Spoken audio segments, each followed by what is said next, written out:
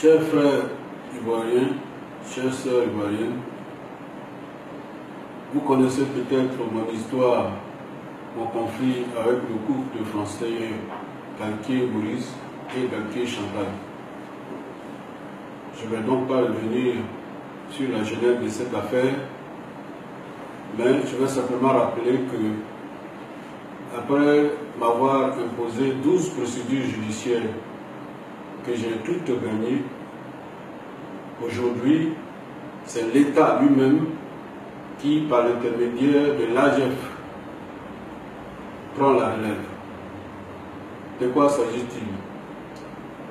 Depuis une semaine, l'État de Côte d'Ivoire, par l'intermédiaire de l'AGEF, me traîne devant les tribunaux en initiant 3 procédures judiciaires sous la pression de l'ambassadeur de France,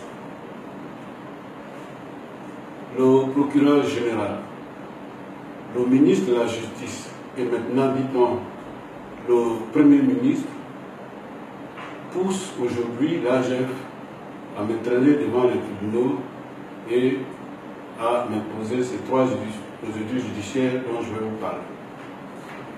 La première procédure judiciaire, c'est un référé d'heure à heure qui a pour effet de suspendre la décision d'expulsion du couple Galtier de Monterrey. Vous savez que depuis que j'ai obtenu cette décision, je n'ai pas pu l'exécuter parce qu'on refuse de me donner des policiers pour accompagner mes huissiers. Aujourd'hui, il est question de suspendre cette décision. La deuxième procédure judiciaire, c'est une procédure de tierce opposition qui a pour but d'annuler cette décision de justice. Cet arrêt de la Cour d'appel d'Abidjan. La troisième procédure judiciaire, c'est une procédure qu'ils ont initiée auprès de la Chambre administrative de la Cour suprême et qui a pour but de faire annuler mes titres de propriété. Il faut vous dire que ce terrain, c'est un terrain que j'ai acheté en 1990.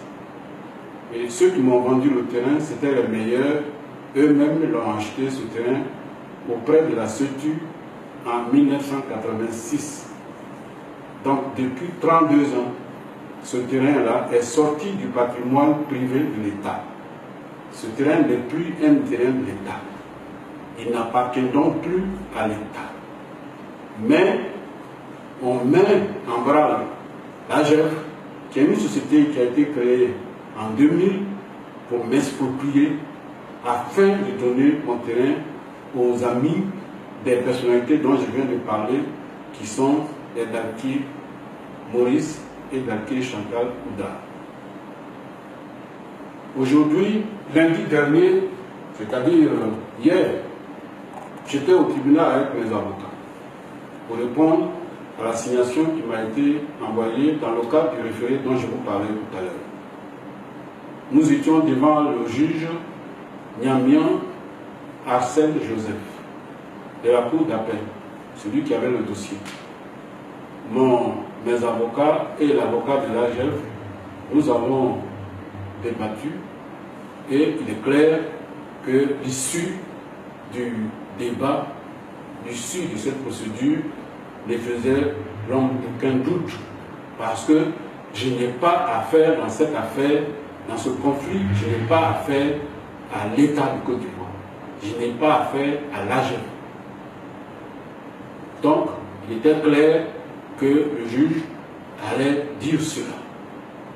Je viens d'apprendre par une source autorisée, à une source bien informée de la Cour d'appel, que ce jeune magistrat fait actuellement l'objet de lourdes pressions de la part de son supérieur hiérarchique, qui est le magistrat Joe Ali, qui lui-même fait l'objet d'immenses pressions de la part du procureur général, de la part du ministre de la Justice et maintenant, dit-on, de la part du Premier ministre, qui eux-mêmes sont sous la pression et l'ambassadeur de France.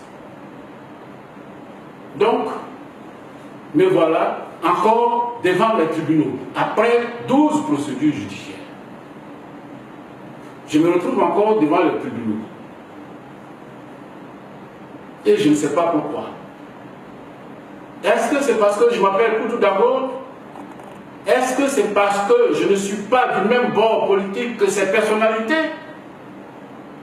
Je m'interroge. Mais mes convictions politiques, tout le monde les connaît. Et je n'ai pas l'intention d'y renoncer. Mais nous, là, nous sommes dans le cadre des affaires.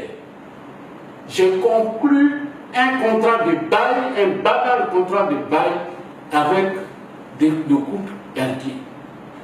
J'ai même montré à votre disposition pour 11 années consécutives un terrain bâti. Vous y construisez une école et après les 11 ans, vous partez, vous rétrocédez l'école de plein droit et sans indemnité. C'est écrit noir sur blanc dans un contrat de bail notarié qui a été enregistré par l'État de Côte d'Ivoire. Et c'est ce contrat-là que j'essaie de faire appliquer. Je ne suis pas en guerre contre les Français. J'essaie seulement de récupérer mon bien. Et aujourd'hui, l'État qui m'a vendu ce terrain essaie par des manœuvres de le reprendre. Et mon crime, c'est que je serai le financier du FPI. Ce grand mouvement que le président Laurent Gbagbo a créé. Est-ce que moi, tout d'abord, je peux être le financier du FPI? De quel argent je dispose pour être le financier du FPI? Alors, au moment où on parle de la réconciliation nationale, au moment où on sort certains prisonniers politiques, on veut m'anéantir. Parce que, chers frères, sachez que mes sociétés ont été déjà détruites. Depuis 2011, on a détruit mes sociétés. Ma maison a été saccagée. Mes sociétés sont complètement anéanties. Maintenant, ce sont mes biens qu'on veut prendre. Alors, je suis devant vous pour vous dire que j'en ai assez. J'en ai assez et ce n'est pas cela, gouverner un pays. Parce que l'école qu'on défend là, c'est une école qui ne respecte pas les lois de notre pays. C'est une école qui n'a pas d'autorisation du gouvernement ivoirien pour exercer le métier d'enseignement en Côte d'Ivoire. C'est une école, la société ne paye même pas d'impôts. Quand les impôts arrivent dans cette école, on m'envoie les fiches d'impôts. À ce moment-là, je suis propriétaire. Tout le monde reconnaît que je suis propriétaire. Le dernier avis d'imposition qu'on m'a envoyé date de février 2018. Alors, comment on peut traiter un national, comment on peut traiter un compatriote comme ça? Qu'est-ce que ça veut dire? Est-ce qu'on veut me pousser à la faute? Est-ce qu'on veut m'écraser? Qu'est-ce que j'ai fait? Le multipartisme a été officiellement prononcé en 1990, le 30 avril. Chacun a été libre d'aller où il veut. Alors, je suis ce soir devant vous pour vous dire cela et vous dire que je ne me laisserai pas faire. Parce que ce n'est pas juste et ce n'est pas digne. Personne n'est obligé d'être ministre. Mais quand on est ministre, on doit défendre ses compatriotes. On doit faire respecter les lois de son pays. On n'a pas pour objet de détruire ses compatriotes parce qu'ils ne sont pas du même bord que vous. Je n'accepte pas ça. Je ne peux pas accepter ça. Je ne peux pas accepter ça parce que ce n'est pas juste. Parce que là, ce qu'ils sont en train de faire, ils sont en train de créer un dangereux précédent. Demain, quand quelqu'un d'autre va venir au pouvoir, il va faire la même chose et ce n'est pas bon. Il s'attaque au droit à la propriété privée, qui est un droit qui est consacré par notre Constitution. C'est un droit qui est consacré par la Déclaration universelle des droits de l'homme. Je n'ai rien à voir avec l'AGF. L'AGF je n'ai, comme disaient les enfants dans la rue, je ne fais pas palabre avec l'argent.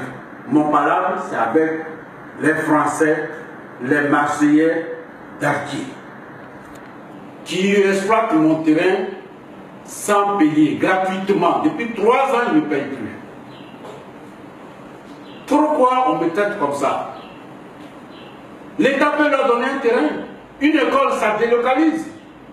Si vraiment on veut garder l'école française, mais c'est bien. Mais ils sont expulsés depuis 2016. Ils ont eu le temps de délocaliser. Pourquoi on veut m'exproprier pour faire plaisir à des amis? Est-ce que c'est ça diriger un pays? Chers frères, c'est le message que je voudrais passer et j'espère que vous avez bien compris. Mon combat n'est pas un combat contre les Français. J'essaie seulement de faire respecter une convention d'affaires. Parce que sinon, on ne peut plus traiter avec les Français. On ne peut plus traiter avec les Français. Parce que dès que il s'agira d'accomplir les engagements, l'ambassadeur de France va sortir, il va entrer dans le conflit comme un éléphant dans un magasin de porcelaine. Ce n'est pas possible.